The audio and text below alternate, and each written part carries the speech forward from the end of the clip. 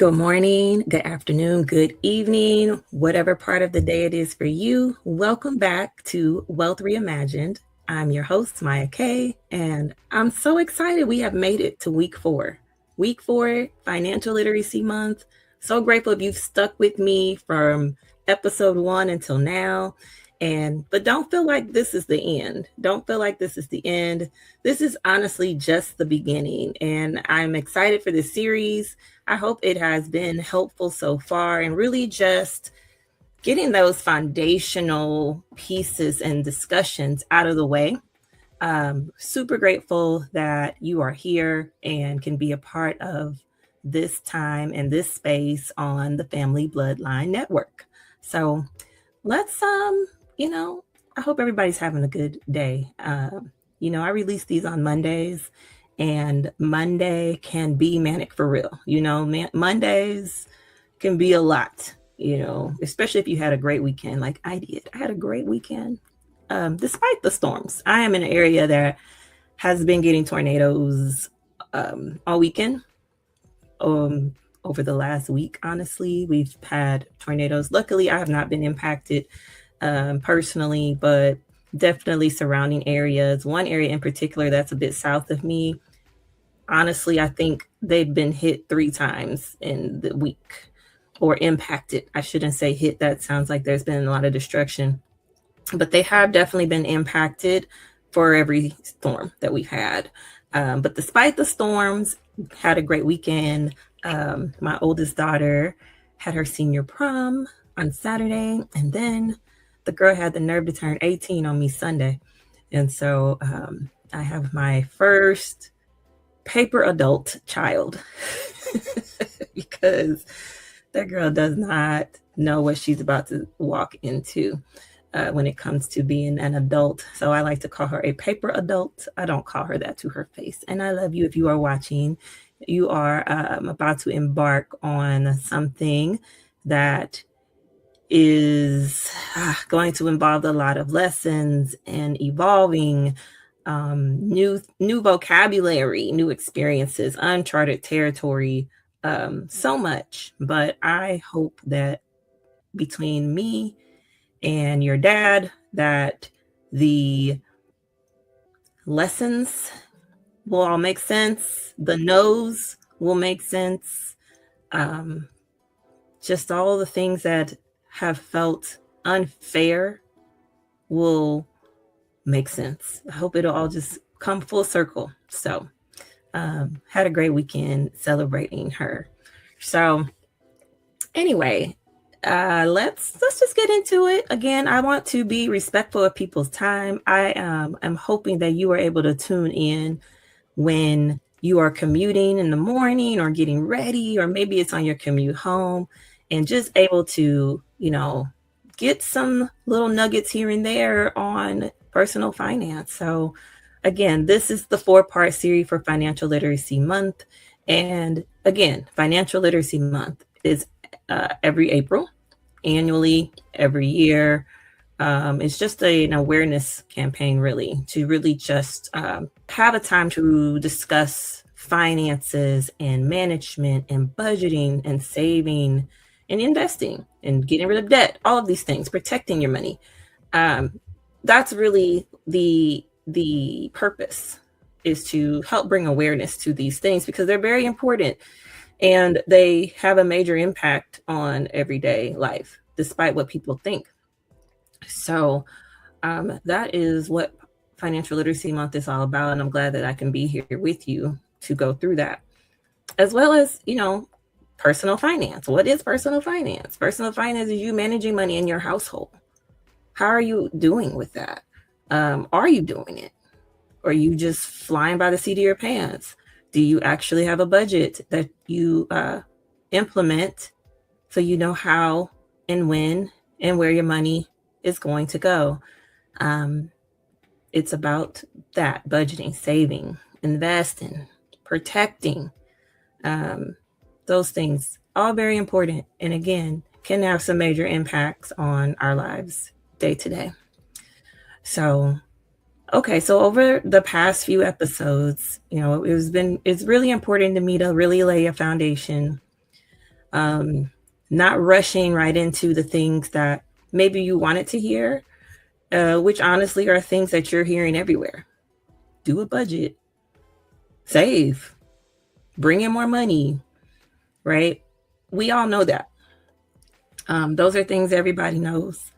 And I think, so I started really getting an interest in teaching about personal finance from a different perspective. Now it's probably been over 10 years ago, honestly. And back then I was in the process of helping people understand credit because of my background in underwriting. And what really sparked it was people not understanding why they were denied for credit.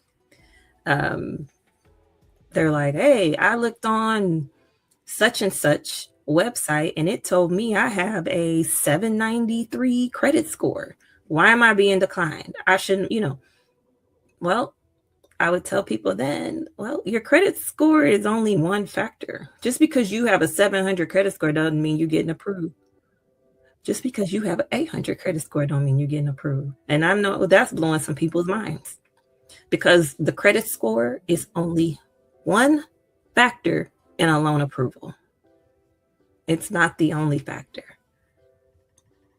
There have been people with 800 credit scores getting declined for loans because they can't afford the loan.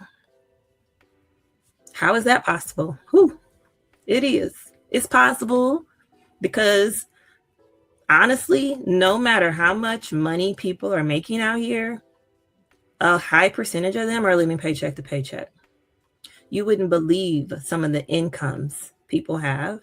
And let me tell you, because they make the money, they want to live a certain way. And live in a certain way without having other foundational things in place, it doesn't matter how much money you make. You can mess it up. You're blowing it all. You're strapped. How is it you're making $15,000 a month and you're struggling right now? Make that make sense to people who are not making that type of money. I'm looking at that like, if I was making $15,000 a month, there ain't no way. There ain't no way I would be struggling. Man, that would make things a lot easier. But that's because I would like to believe, and I honestly do, because of what I know now, I would live below my means. I would want a lot of that money to be going into something building wealth for me so I can leave a legacy. So all of that will make sense, I'm sure, down the road. But I say all that to say these foundational pieces are critical to your success. And I got into it because been in banking since 2004. Nope, that's wrong. 2002. Been in banking. And as somebody that knows all the things about bank accounts or know all the ways you can do things and how you should do things and building a budget and having access at my fingertips to investment tools, I knew all of that. But do you think I did any of it? No, I didn't. And that was the conviction for me. Man, I know exactly what to do. So how come I'm not doing any of it?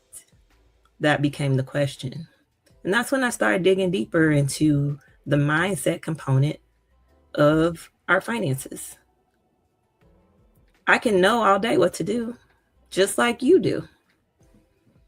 You can't tell me that you've never heard that, you know what, you should balance your checkbook. Ooh, what's a checkbook? You can't say that you've never heard anybody say you should reconcile your accounts every month or every time you get paid. You can't say you've never heard of a budget, even if you don't have one. You can't say you've never heard of an emergency fund, even if you don't have one. Or that you should have 3 to 6 months saved. All these things. You could Google it right now. You don't need to hear it from me. You can Google it right now and you know what you're supposed to do, but it's not getting done. And that was me. And I was embarrassed because of my profession. I'm like, well, this doesn't make any sense. And how is this possible? And it's so possible. There's so many reasons why we have the relationship with money that we have, or the lack thereof relationship with money that we have. So that is what really got me interested in wanting to, not just for myself, figure it out. And as I was figuring out, I'm like, I guess I had an aha moment. And I'm like, I gotta share this with other people. I can help people. I'm thinking I can actually help people. I can help people. So I'm helping people understand their credit, and that it spilled over into more, really, because okay, you got the credit component maybe that you understand, but how do I get to pay off these debts? Why can't I get out of the cycle? Why don't I have any money in the bank? Different things like that. So not rushing, not skipping steps. That's how you really build something. So to recap the journey we've taken for Financial Literacy Month, episode 1, I talked about getting organized. And some of y'all got 3 more days to do it.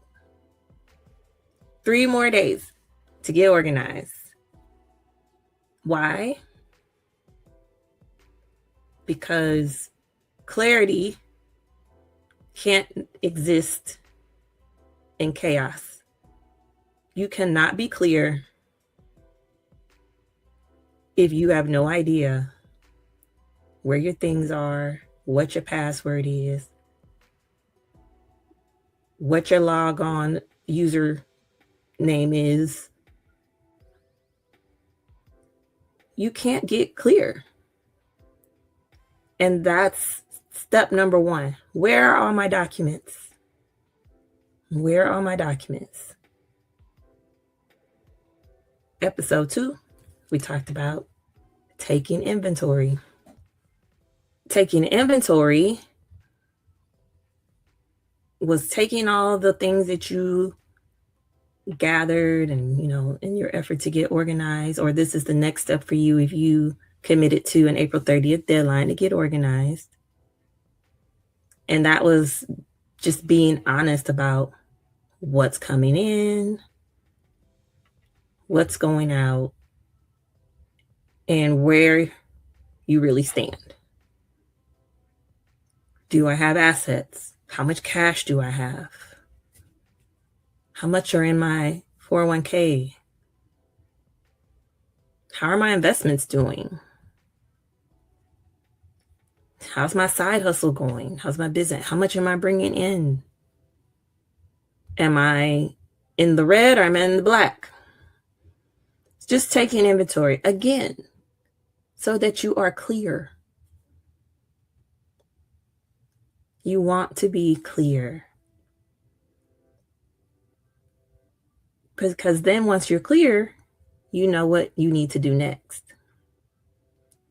Episode 3, we talked about different types of budgets. And really, the takeaway about budgeting for me is understanding that its purpose is not to be restrictive, but it's a tool that, again, I share different types because I want you to discern a realistic approach that's going to fit your life, that's going to fit your comfort. Because one thing that you will have to have in personal finance is a budget. You have to know how to manage your household income. No questions asked. It's not negotiable. Because, hate to break it to you, if you can't manage your household income, you can't manage a business. You can't manage a business. You want to start a business? What's your personal finance and your household income looking like? It's the same thing. different names on the line items. It's the same thing. So the budget is not negotiable. It's not. When you put all that together, what you're really creating is an awareness and clarity that is now going to fuel your goals, your financial goals. Awareness is where financial change actually begins. And once you were doing inventory, I hope that you were starting to see a little bit there.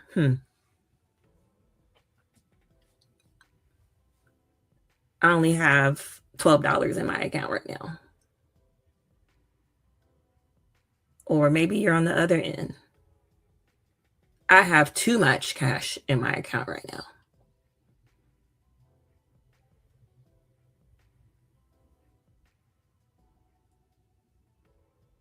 So that's where the financial goal setting will begin. Okay. And that's kind of what I want to talk about today. These 3 steps. Now it's time to set realistic goals. Realistic goals. And some of these goals, just like the budget is non-negotiable, some of the goals are non-negotiable. Now, this is kind of a high level, right? Because what we haven't done yet together is really examine your situation. So you may have done a look at things and you realize I have more going out than I have going in. And that's never a comfortable place to be in, but that's the place a lot of people are in, especially once they start compiling these things and they've actually put it down on paper. The numbers don't lie. You can all day long tell yourself you got enough money because it looks like you have enough money because you made it work out somehow. But once you put it all down on paper, it hits different. The numbers don't lie. You have, for easy math, $2,000 coming in, but you have $2,500 going out. You're out of balance. You're upside down. So how do you make it up to where if you have $2,000 coming in, you have $2,000 going out? And if you are upside down, that might be a goal number 1. How do I fix this? Where can I cut expenses?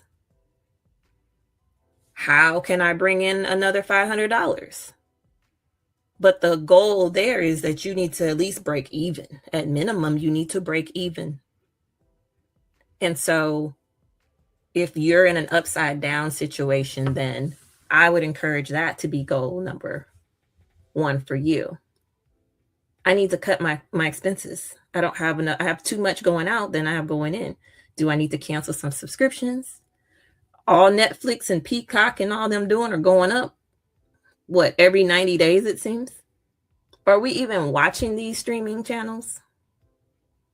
Do I still need that subscription that I forget to skip at the beginning of the month and they charge me and I'm like, dang it, now I have to buy something? Would it save to buy in bulk? Can you cut your expenses on your grocery? Can you buddy with somebody and you all split the membership and share it? Maybe 2 family households do that and share it. And even, some things you get in bulk, it's like, I don't need this much of it. Then split it with someone. You take one of them, the other person take one. I mean, at some point, it's a matter of getting creative. Now, I'm not going to act like if this is where you are even feeling good right now. I'm aware. I've been there. I haven't been there where I wrote all this stuff down and I'm like, how am I even making it? I was one financial crisis away from disaster. All that it would take is for one thing to go wrong unexpected, and I would have had a crisis. I would have had a crisis on my hands because I honestly didn't know. Sometimes it's a matter of, do I need to shop for different insurance, cheaper insurance? I was with an insurance company over 20 years. But every time I would get the little policy thing in the mail, I'm like, I feel like it keeps going up, keeps going up, keeps going up. How do I not have some type of loyalty, discount? I've been with y'all since I was in my 20s. Can y'all do something about this premium? Nope. Cool. I will go shop around. And I did, and I saved. And honestly, something like car insurance is something you might want to just take a peek at every year or two to see if you're paying too much. Can you cut there? But long story short on that, because again, I want to keep this at a reasonable time. Where do you need to start? What goal do you need to set? If that's not the boat you're in, maybe, oh, bless your heart, if you do, you got excess money. What am I going to do with this? Should I go buy another handbag? Should I go buy some more J's? What am I going to do with this extra money? I'm not saying you can't do those things for yourself. But what I would ask is, do you already have your emergency fund funded 100%? Are you close? Do you have an emergency fund? Maybe it's time to start one. And you can start with that excess money that you found. Do you even have enough? Because you got organized, right? And you already did your inventory. So you should know how much your deductible is if you have a car accident. Do you have a $500 deductible? Do you have a $1,000 deductible? Whatever your deductible is, do you have it? Do you even have enough to cover a deductible if something happens to your car? We've had storms go through here. The sun's finally out, thank goodness. Hail damage to your roof, hail damage to your car. Do you have money? Liquid, cash money, not a credit card. I didn't ask, do you have a credit limit on your card to cover it? Do you have the cash? That could be a goal. That could be somewhere to start. I hope you're catching what I'm putting down. I hope you're picking up what I'm putting down, as they say. But based off of everything that you have learned, everything that you see about your situation, I want you to now set some realistic goals. And when it comes to goal setting, you can use the SMART method. SMART, specific, measurable, attainable, relevant, time-bound. Specific. We'll use an example of, I don't have an emergency fund. Specific. I'm going to start can't just say an emergency fund. I'm going to start a starter $1,000 emergency fund. Why?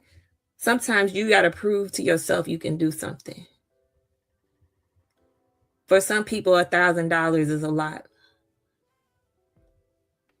Show up for yourself. Show up for the goal you set for yourself. Stay focused on the goal you set for yourself, but it has to be specific. We're not done. I'm going to start a starter $1,000 emergency fund, and I will have it completed by you fill in the blank. That's how you do a specific goal. I'm going to start an emergency fund is not specific. I'm going to get out of debt is not specific. Also, break your goal down into a bite-sized chunk.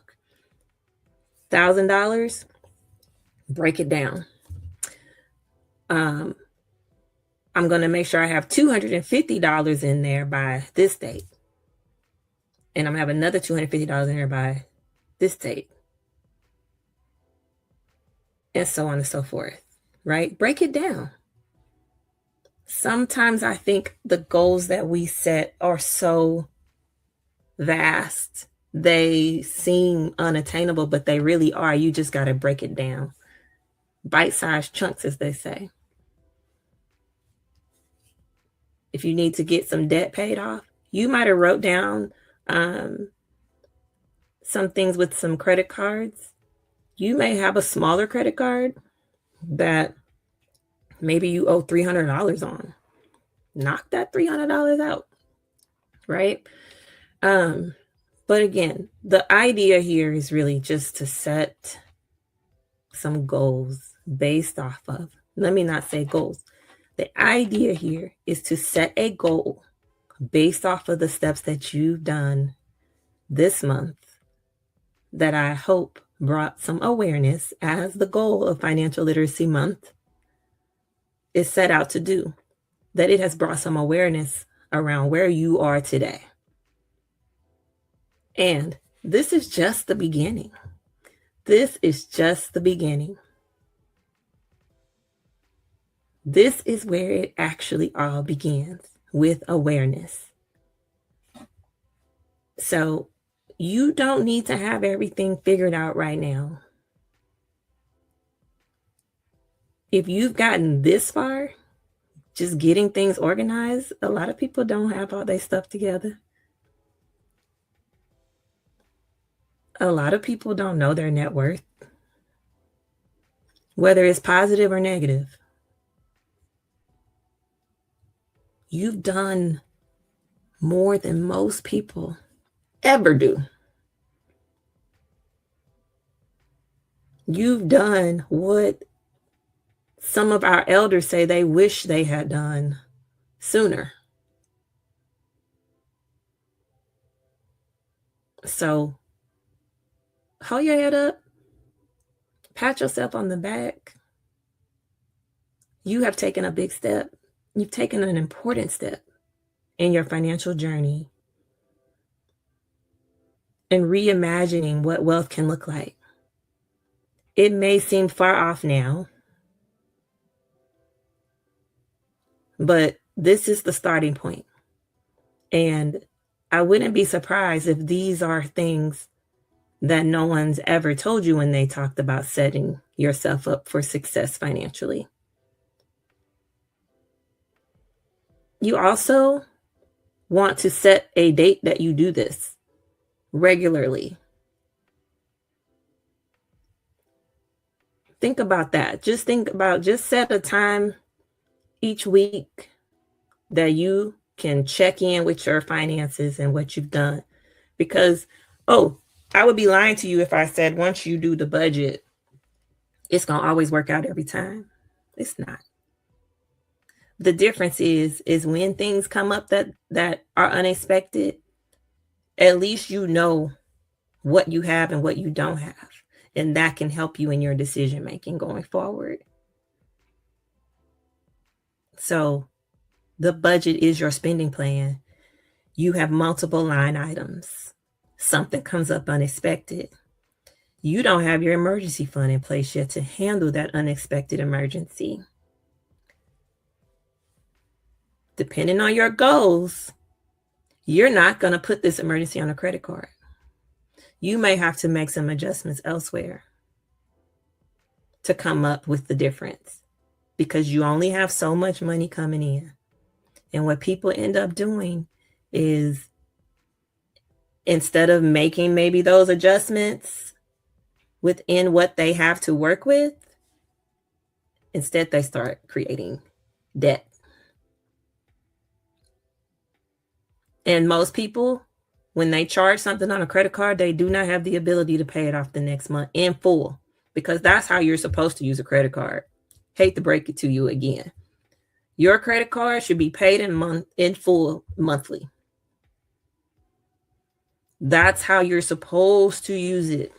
But they knew that if they gave you a minimum payment, that you would pay that minimum payment and you would be paying that balance 30 times over. They make so much money off of people who do not pay it off in full. So that budget is created so you at least know how to make the best next decision for what's happened. So this last episode was really more just a recap of the month and really wanting you to step away thinking of a goal to set based off of what clarity you have gotten April 2026, right?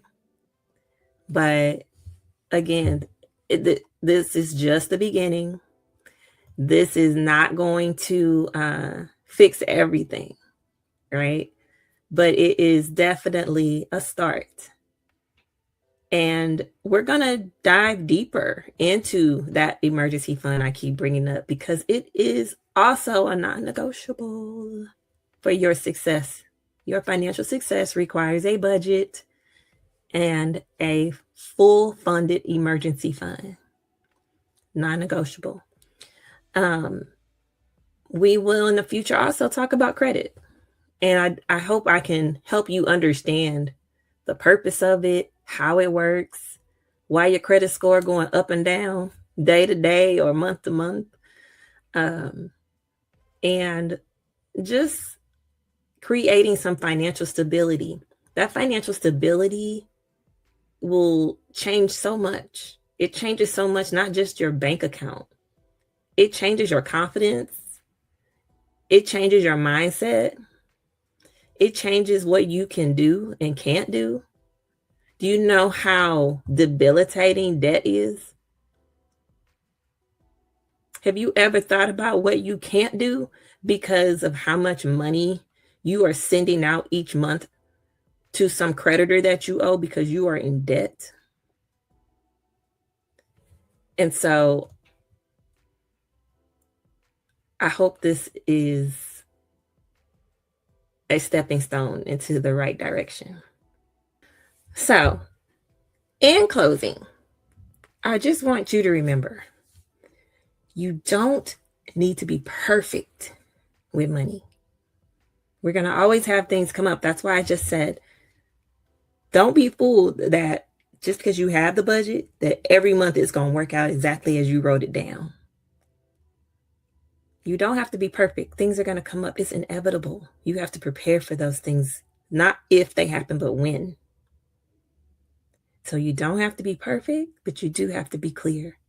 And that clarity comes from knowing your situation. That clarity helps you make a better decision.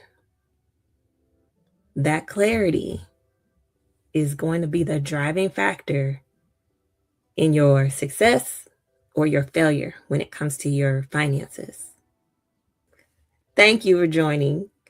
Again, I'm Maya Kay, the People's Money Coach here on the Family Bloodline Network, and I hope you join me again in the future. If you have not subscribed, please do so. And also, please send me questions, topics that maybe you want to discuss. If they align with the goal of this podcast, more than happy to dive deeper into them. So stay tuned. Continue to join me as we dive into that emergency fund I keep talking about. We're going to talk about understanding credit better and just helping you stay on top of that budget and achieving your goals of getting out of debt. Because again, debt can be so hindering of what it is you want to do. You don't want to miss out on opportunities just because you're not ready. They say stay ready so you don't have to get ready. It happens to me all the time. I'm like, ooh, I wish I could get that. I wish I could do that. I wish I could make that investment. And sometimes I just don't have it. So for other things, I am ready. But then there's some larger things because I was late to the party, right? That I can't do yet. But I don't let it discourage me. I let it motivate me. Because I'm like, well, next time an opportunity like that comes around, I'm going to be ready. and I'm going to be able to go ahead and make the purchase, make the investment. I gave an example on a prior episode about just even buying points for flying when they have their sale. I was like, oh, I'm going to be ready next time. There's no reason I should be missing out on this discount for these points. And so it's things like that that I hope you take away that will motivate you as well. So thank you again for joining, and enjoy the rest of your